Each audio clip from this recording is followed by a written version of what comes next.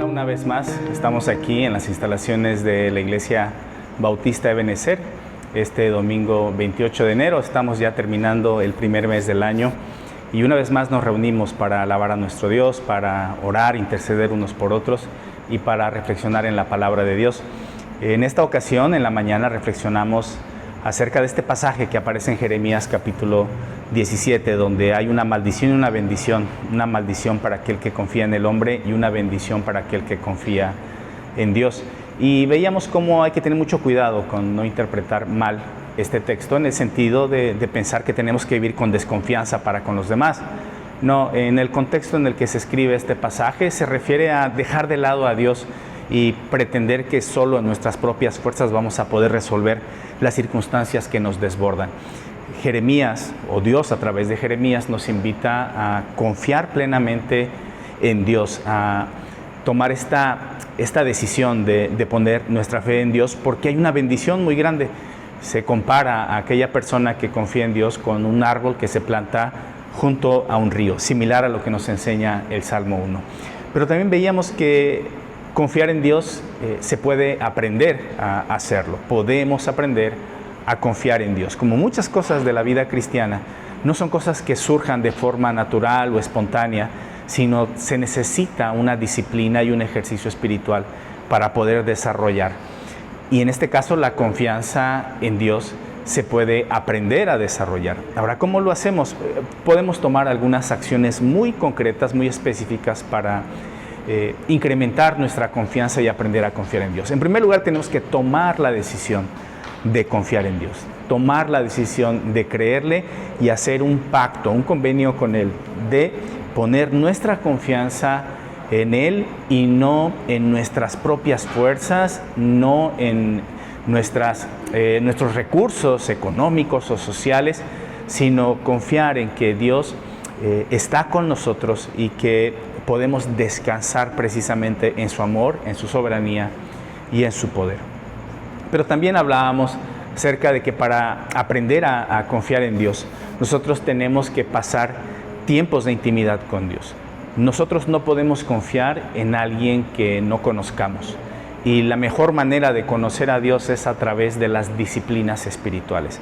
Ahora, la palabra disciplina no nos gusta mucho, pero es fundamental en la palabra de Dios. De hecho, disciplina y discípulos tienen exactamente la misma raíz. La palabra de Dios en el Nuevo Testamento nos habla cerca de 284 veces acerca de un discípulo o discípulos, mientras que solo nos habla 3 veces de la palabra cristiano. Y eso nos muestra a nosotros que debemos ser discípulos de Jesús. Y para ser discípulos de Jesús tenemos que imitar, seguir a nuestro Maestro. Y para imitar y seguir a nuestro Maestro necesitamos practicar las disciplinas espirituales. Orar, estudiar, leer la palabra de Dios, ayunar, orar, cantar, guardar silencio, apartarnos, en fin. Son muchas las disciplinas. Estas disciplinas nos van a permitir tener una comunión íntima con Dios. Y entre más estrecha sea nuestra relación con Dios, más lo vamos a conocer. Entre más lo conozcamos, más vamos a aprender a confiar en Él. Veíamos que una tercera acción que tenemos que realizar para aprender a confiar en Dios es aprender de las pruebas, aprender de las dificultades. Una prueba por sí misma no garantiza que vamos a crecer espiritualmente. Mucha gente sale de las pruebas, pero sale igual que como entró, o peor aún, sale con amargura, con rencor, con miedo.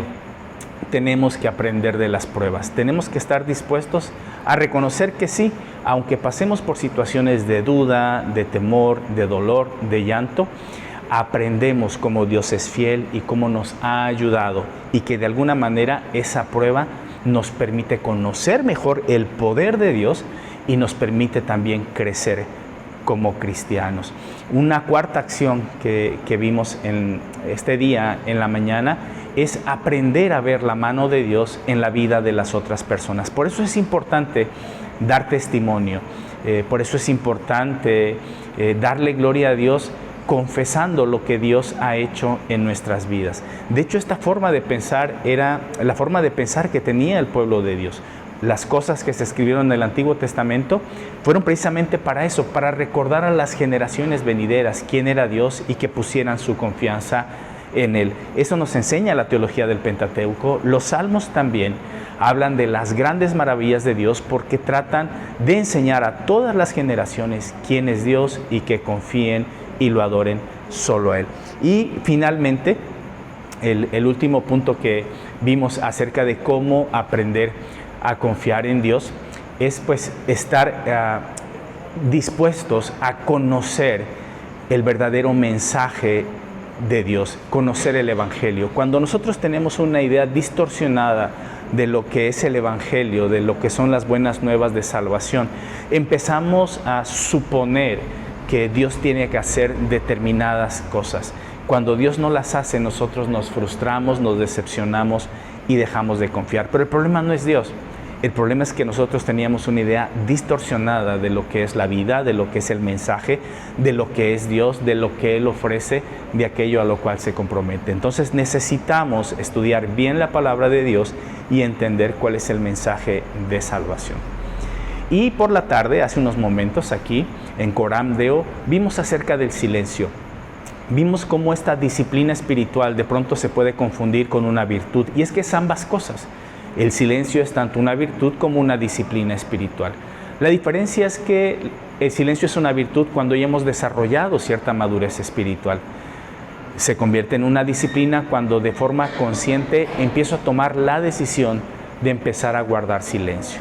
¿Guardar silencio para qué? En primer lugar, para ser como Jesús.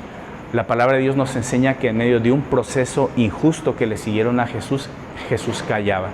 Y Jesús callaba porque Él sabía que tenía que morir, porque Él estaba dispuesto a poner su mente y su corazón en algo más grande.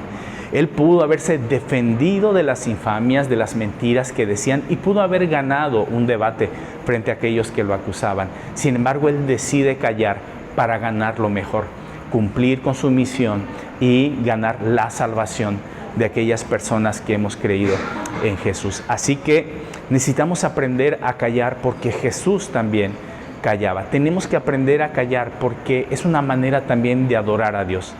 Guardar silencio frente a Dios es una manera de decirle: Señor, quiero escucharte. No quiero hablar yo, quiero escucharte a ti.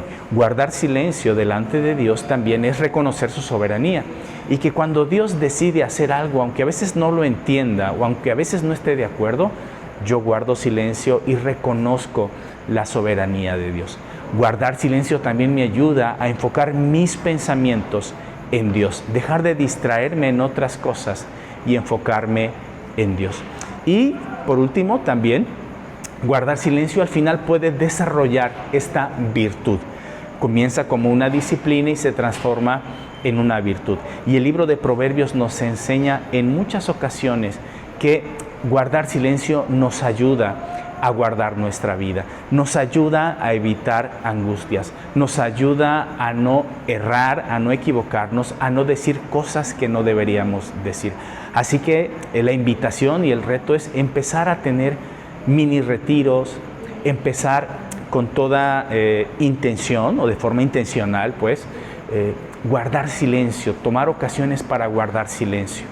Quizás cuando quiero dar una opinión que yo sé que va a ser una opinión negativa o una opinión que no va a aportar nada, guardar silencio. Quizás aprender en una charla, en una discusión, a quedarme callado y no tratar de ganar un pleito y perder quizás una amistad. En fin, el silencio es una disciplina que nosotros podemos empezar a desarrollar y a través de guardar silencio podemos conocer a Dios de maneras que nunca lo hemos conocido.